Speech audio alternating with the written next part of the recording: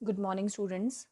So today we are going to discuss some numericals of dimensional analysis. As we have already studied that what are the main uses of dimensional analysis, and from the uses we discuss one use, that is we can check the correctness of any physical relationship. Okay, so in that type of numerical we just see that key, for example, we have this type of equations. Okay, so we see that if the left hand side term is velocity, then we will find that the each term on the right hand side of the equation that must be velocity. ठीक है, suppose ये आपके पास velocity है तो right hand side की हर एक term यानी कि ये भी वेलोसिटी होगी और ये वाली टर्म भी क्या होगी, वेलोसिटी ही होगी। तो वहाँ पे हमने एक दो चीज़ें जनरल से डिस्कस की थी कि आपके पास जो लेफ्ट हैंड साइड की जो टर्म है वो राइट हैंड साइड की हर एक टर्म के इक्वल होगी। ठीक है, दूसरी चीज़ कि whenever we are trying to add or subtract any physical quantities, then we can add or subtract only same type of physical quantities। ठीक है, सो ये हमने दो मेन चीज़ें डिस्कस की थी। तो आपने ये हमारा फर्स्ट यूज़ था कि हम किसी भी फिजिकल रिलेशन की करेक्टनेस को डायमेंशनली वो करेक्ट है या नहीं है, तो हम by the use of dimensional analysis we can easily check. So अब हमारे पास क्या है, ये फर्स्ट यूज़ है।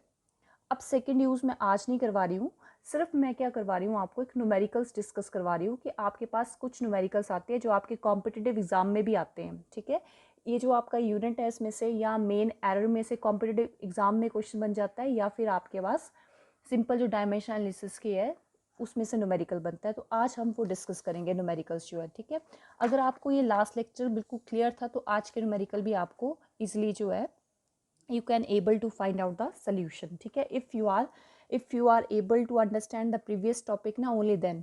तो अगर आपको कोई प्रॉब्लम है प्रीवियस लेक्चर में तो आप उसको दोबारा से देखो ताकि ये वाला लेक्चर आपको क्लियर हो जाए। ठीक है, तो इसमें हमारे पास न्यूमेरिकल क्या आता है डायमेंशनल एनालिसिस का। फर्स्ट है the velocity v of a particle in a given term of time by the equation you have this equation v is equal to A t plus b t square. ये बहुत important numerical है जो आपके competitive exam में भी पूछी जाती है। ठीक है, so v is equal to this a t plus b t square, that is your equation. ठीक है, वेलोसिटी को आपने इन टर्म ऑफ टाइम लिखा है, यहाँ पे आपने निकाला, यहाँ पे आपको a और b दिख रहे हैं, you have to find out the dimensions of a and b। ठीक है, दिस इज़ योर न्यूमेरिकल।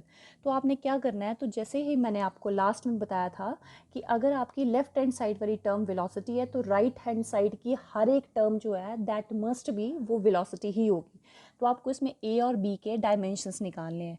कई बार डायमेंशंस बोलते हैं निकालने के लिए, कई बार यूनिट्स बोलते हैं निकालने के लिए, तो वेरी सिंपल। तो ये जो मैंने आपको बताया वही चीज़ लिखी है, ये आपको लिखना ज़रूरी नहीं है, सिर्फ आप ताकि इसको रिमेंबर कर सको रिकैप्चुलेट कर सको, तो मैंने यहाँ पे ये टर्म लिखी है। ये कोई ज़रूरी नहीं है कि आपने न्यूमेरिकल सॉल्व करना है तो आपको ही लिखना है। ठीक है, जो मैंने रेड लाइन से लिखा है तो उसमें मैंने क्या लिखा है, left hand side of the relation represent velocity, therefore each expression on the right hand side must also be represent velocity। ठीक है, अगर ये वेलोसिटी है तो राइट हैंड साइड में यहाँ दो टर्म्स हैं, तो आपको पता है दोनों टर्म्स जो है वो क्या चीज़ रिप्रेजेंट करेंगी, वेलोसिटी ही यूज़ करेंगी। By using this concept we can get the values of A B and C. ठीक है, सी आपको यहाँ पे दिया नहीं है तो यहाँ पे आप सिर्फ ए और बी ही लिखेंगे। ठीक है, आपको कई बार ए बी सी डी बड़ी सारी टर्म्स बोली होती है निकालने के लिए, यहाँ पे सिर्फ ए और बी बोला निकालने के लिए। ठीक है, तो हमने ये वाली इक्वेशन का यूज़ करके we can easily find out the dimension और dimensional formula of units of A and B calculate कर सकते हैं हम। अब हमने क्या करना है इसमें, अब आपको बताया मैंने सेम टर्म्स में सेम टर्म ही ऐड होती है, और अगर आपको मैंने बताया लेफ्ट हैंड साइड में वेलोसिटी है तो राइट हैंड साइड की हर एक टर्म जो है वो वेलोसिटी ही होगी। तो ये, और अगर ये हर एक टर्म वेलोसिटी है तो आपको पता है सेम क्वांटिटीज़ में ही एडिशन होती है, यानी कि ये भी वेलोसिटी होनी चाहिए और ये भी वेलोसिटी होनी चाहिए। मैंने लास्ट लेक्चर में आपको सारे एग्जाम्पल दे के एक इक्वेशन ये दी थी, एक ये यहाँ से आपको पूरा समझा दिया था। ठीक है, तो यहाँ पे मैंने क्या किया, इस फैक्ट का यूज़ करके we can solve this numerical. ठीक है, लेफ्ट हैंड साइड वेलोसिटी है तो यानी कि ए टी जो है वो भी क्या होगा, वेलोसिटी होगा। So I can write v is equal to A T, ये भी वेलोसिटी है, ये भी क्या है, वेलोसिटी, क्योंकि हर एक टर्म तो वेलोसिटी ही होगी। तो मैंने इसको इसके इक्वेट कर दिया, क्योंकि ए टी भी क्या चीज़ है, वेलोसिटी ही है। यहाँ से ए का आपने डायमेंशनल फॉर्मूला निकालना है, so A can be written as v by T, Now you can put the dimensional formula of velocity and time, that is equal to lt minus 1 by t. When you solve this, you will get lt raised to power minus 2, which is the dimensional formula of a. ठीक है, सो आपने ए के dimension और dimensional formula calculate कर दिया, very simple. ठीक है, तो अगर ये वेलोसिटी है तो ऑब्वियसली बात है ये टर्म भी क्या होगी, वेलोसिटी ही होगी. हमने लास्ट लेक्चर में ऑलरेडी पढ़ा हुआ है ये चीज़. ठीक है, मैंने आपको पहले ही बता दिया था, ये पूरी टर्म भी क्या होगी, वेलोसिटी. ये टर्म भी क्या होगी, वेलोसिटी ही होगी, क्योंकि लेफ्ट हैंड साइड आपके पास वेलोसिटी है. ठीक है, सो सेकंड टर्म आप कैसे कैलकुलेट करेंगे, b t square is also velocity, तो बी टी स्क्वेयर को भी आपने वी के साथ इक्वेट कर दिया.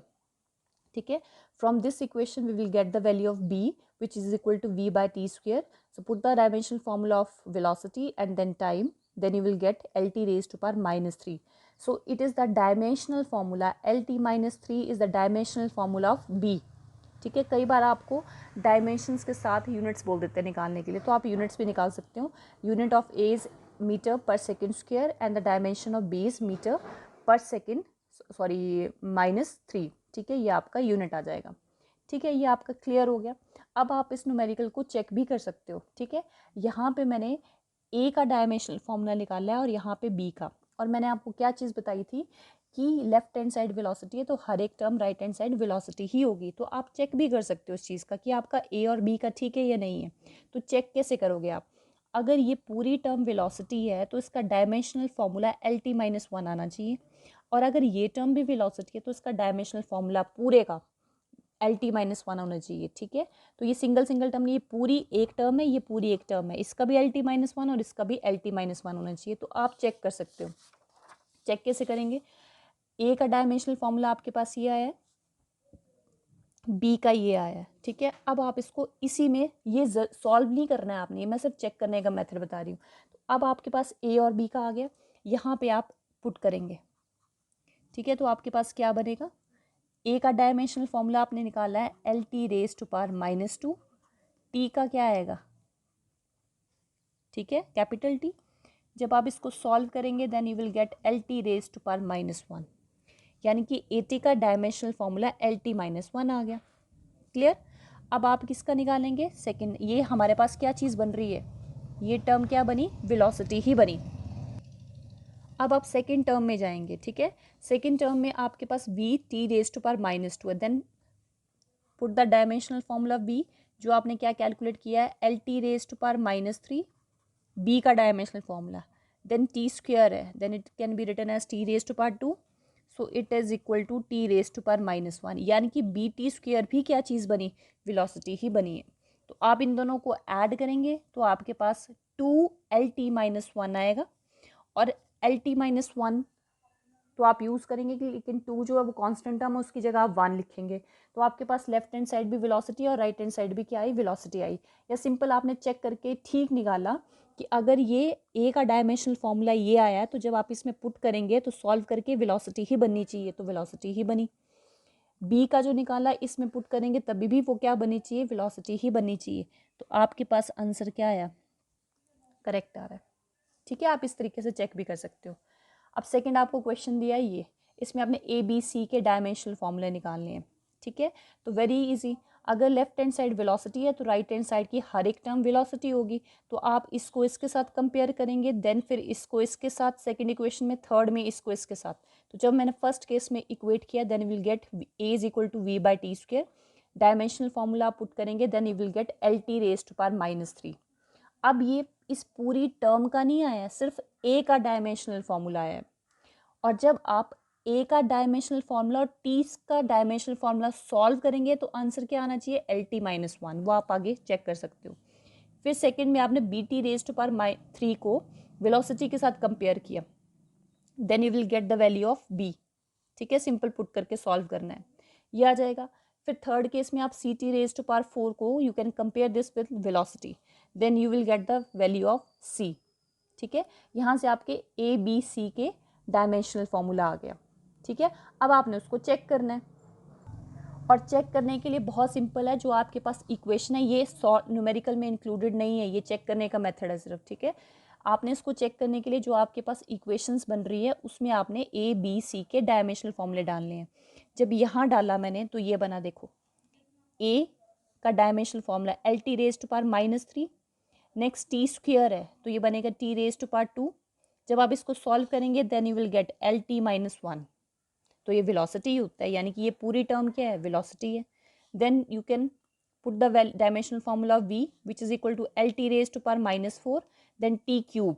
When you solve then again it become lt -1.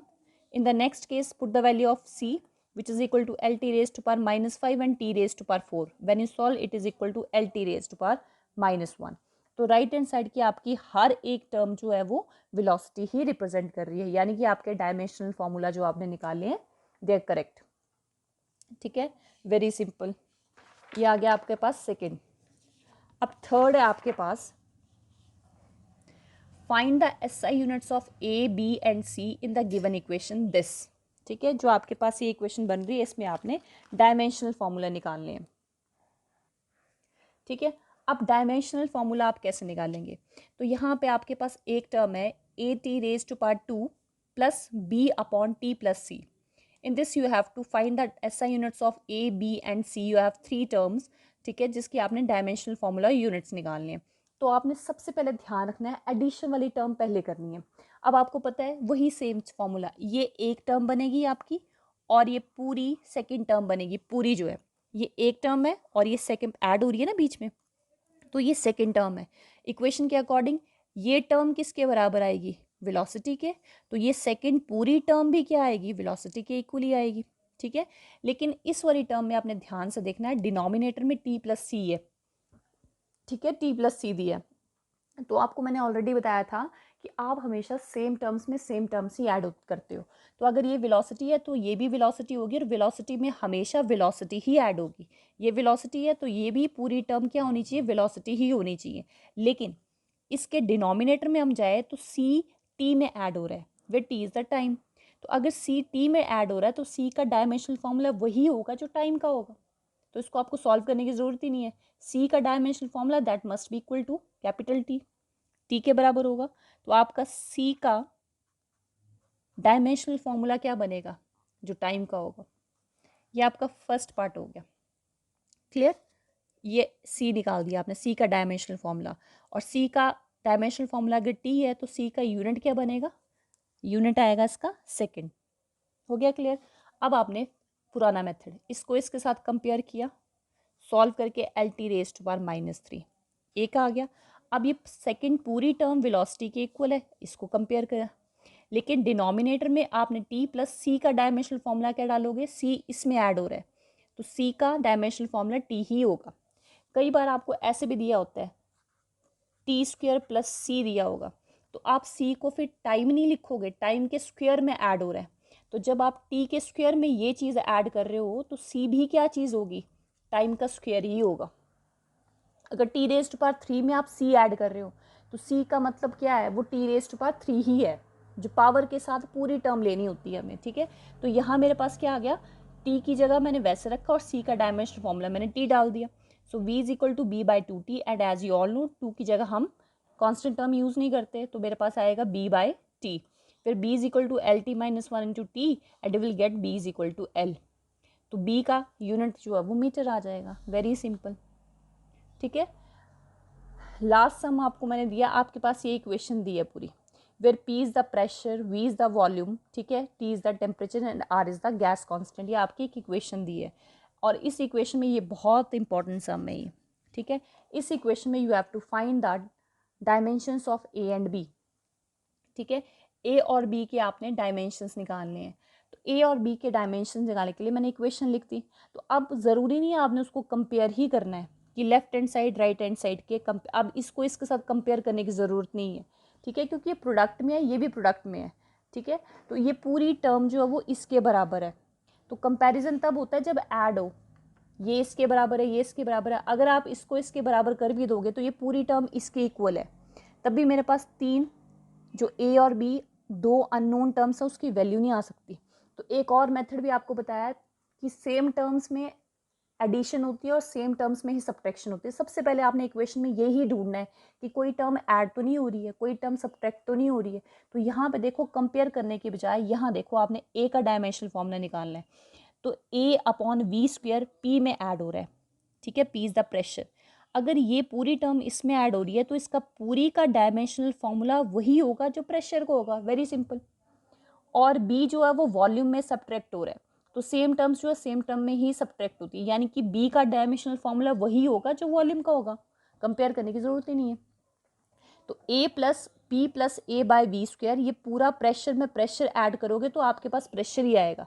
इस पूरे का डायमेंशन जो है वो क्या है, जो प्रेशर का होगा, ठीक है।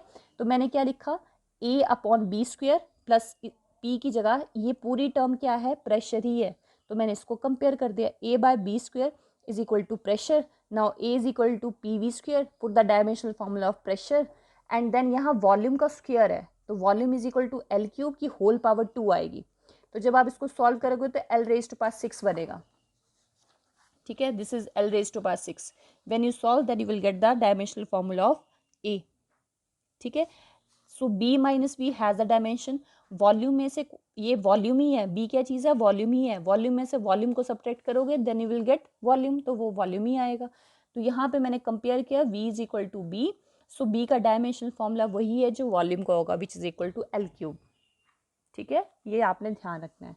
ये आपके पास असाइनमेंट क्वेश्चंस दिए मैंने, जहाँ पे आपने इक्वेशंस ए बी सी के निकालने, यहाँ पे एफ फोर्स है, ठीक है। A t plus b t square plus c where c is a constant term, a b c are some constant terms, ठीक है। तो आपने यहाँ पे ए बी सी के निकालनी है डायमेंशंस। सेकंड में आपको मैंने ये दिया, ये थोड़ा ध्यान से करना है आपने, F is equal to a upon beta plus under root d, where F is the force and D is the density, and you have to find the SI and CGS unit of beta. Beta का unit आपने निकालना है, ये बिल्कुल ध्यान से सोच के आपने करना है, ठीक है।